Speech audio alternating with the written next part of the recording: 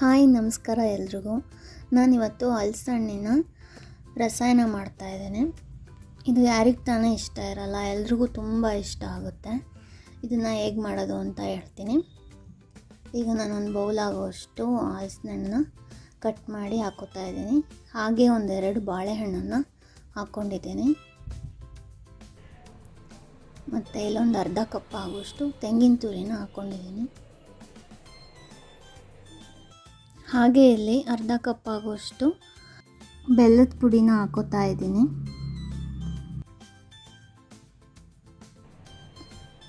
ಹಾಗೆ ಒಂದು 3 ಏಲಕ್ಕಿನ ಚೆನ್ನಾಗಿ ಪುಡಿ ಮಾಡಿ ಹಾಕೋತಾ ಇದ್ದೀನಿ.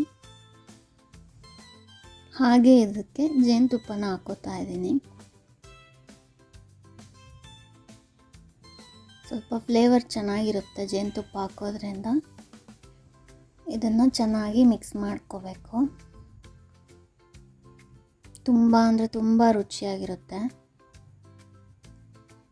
ಒಂದ್ಸಲ ಟ್ರೈ ಮಾಡಿ ನೋಡಿ.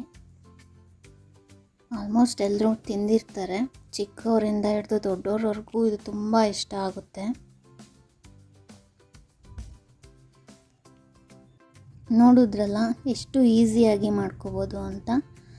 ನಮ್ಮ ಕಡೆ ಎಲ್ಲ ಇದನ್ನು ಹಲಸಣ್ಣಿನ ಚರ್ಪು ಅಂತಲೂ ಕರೀತಾರೆ.